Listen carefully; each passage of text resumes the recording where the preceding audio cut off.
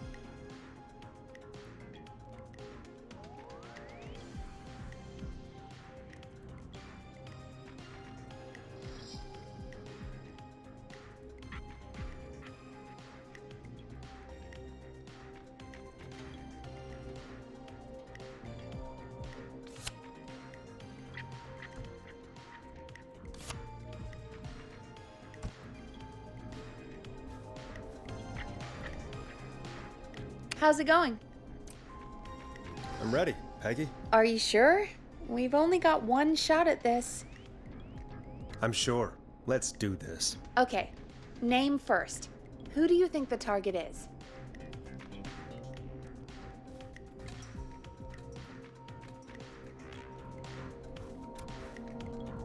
Chuck Brody. And where will I find them?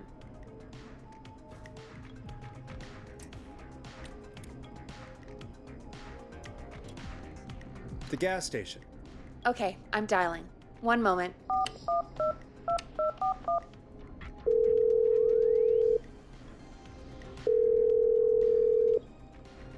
Hello? Chuck Brody! Listen, I know this sounds crazy, but we have reason to believe the Whistling Man is coming for you. You need to get yourself and everyone else out right now. The Whistling Man? Who the hell are you? Who is this? This is Forrest Nash. Listen, the Whistling Man's back. We found a list with your name on it, and... Oh, God. It's today. The year I finally let myself forget.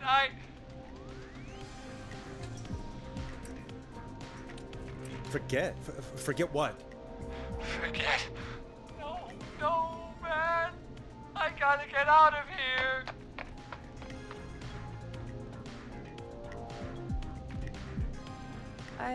I think he ran off.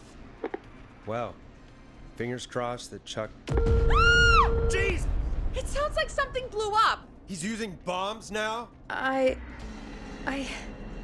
Is Chuck? I don't know. Hang on. We're getting a call. Hello? Chuck? Chuck! Forrest, the whole goddamn gas station's gone up. Is anyone hurt? I don't think so.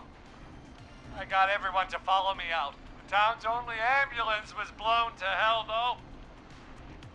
Yeah, damn it, that fireball threw me. I've got to get to the hospital. I'm not feeling great. Forrest, man, I can't thank you enough, but... yeah, I gotta go. Wait, Damn it. We lost him. What was that about today? Oh, Forrest, the call board is lighting up. Get us into some music while I deal with this. Here's some music while we regroup here on KFAM 189.16, The Stream.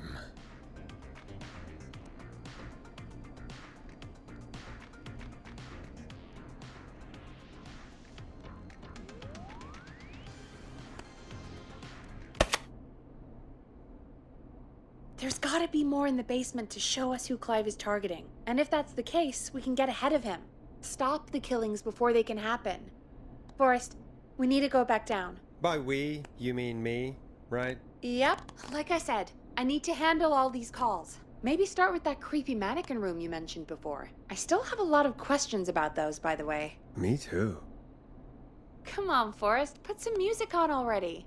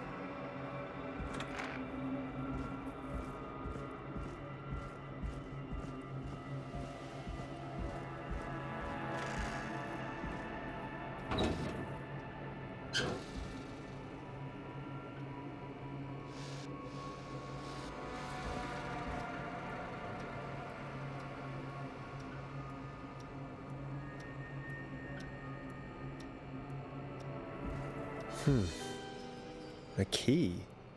Was this always here? I must have missed it when I brought everything upstairs.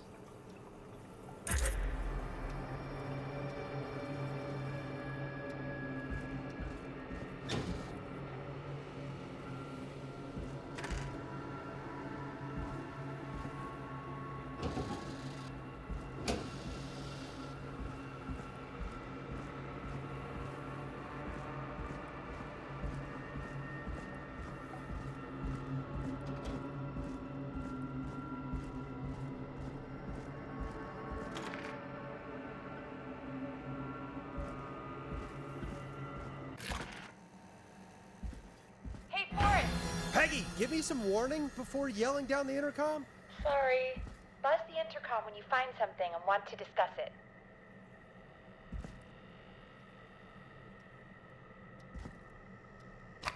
Peggy, I've found a tape and a map down here. A map of what? Looks like it might be to somewhere in this storage area. Weird. Well, maybe the tape will give us more information.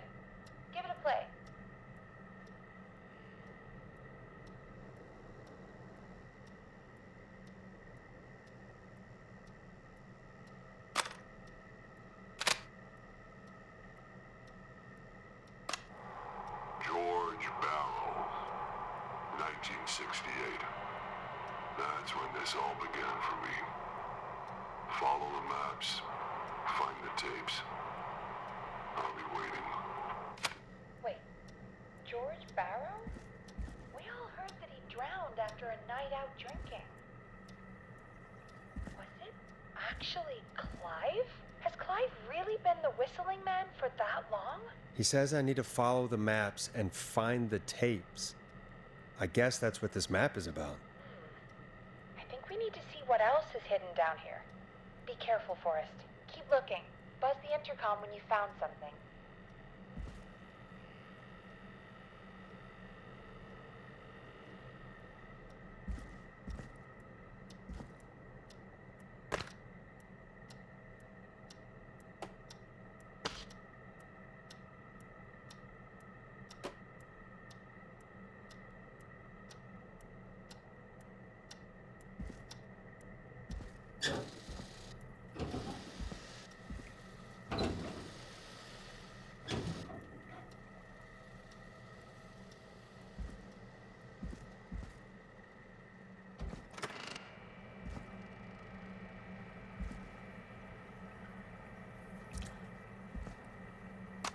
Time of autopsy is 7 a.m.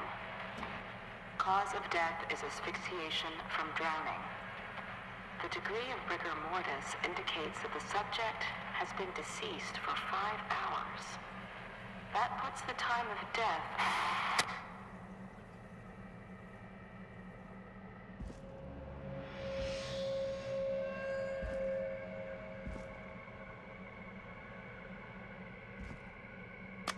Small lacerations to arms, legs, and face, typically obtained by running through foliage. Severe blistering to the feet, as though the deceased had been running without stopping.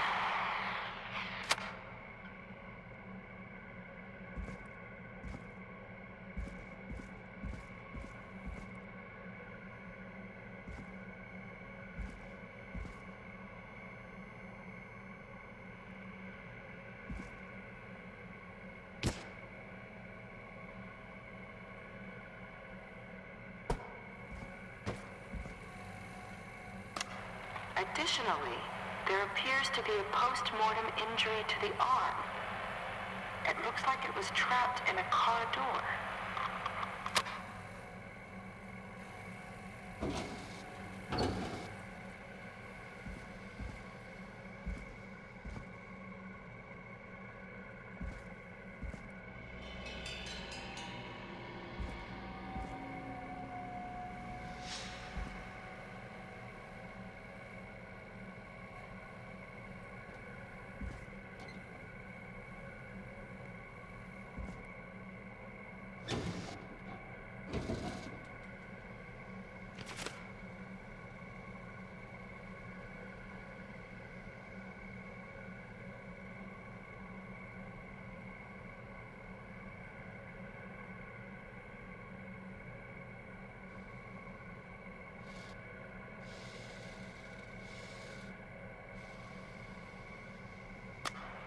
It is the coroner's opinion that the subject likely feared for his life and was chased, resulting in a fall from a height into a body of water, where he hit his head, was knocked out, and drowned.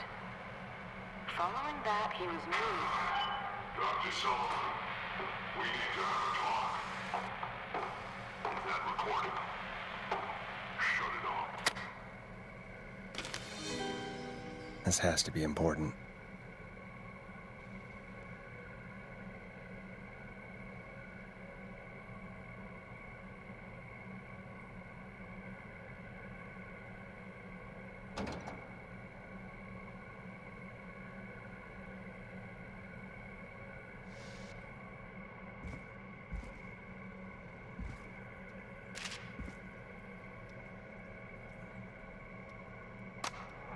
If you're listening to this, then I'm probably dead.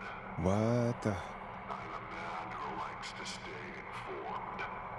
I've got subscriptions to newspapers all over the country. A few weeks ago, I noticed headlines cropping up in those papers, one after the other. Each headline about a murder. Each murder, the death of someone I knew almost 20 years ago. And each one drawing closer to Gallows Creek.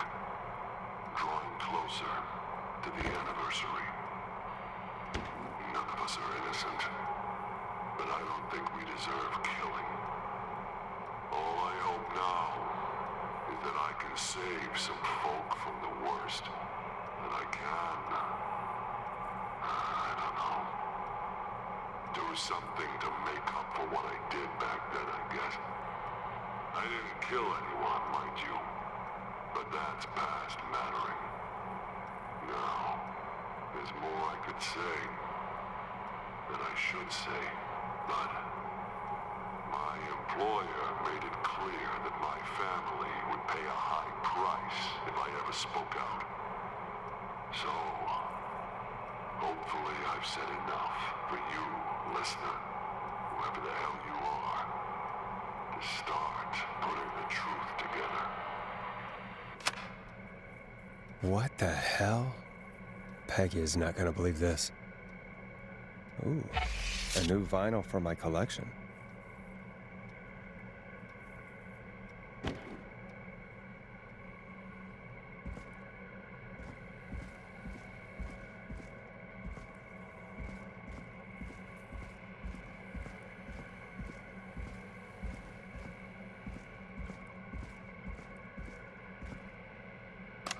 Small lacerations to arms, legs, and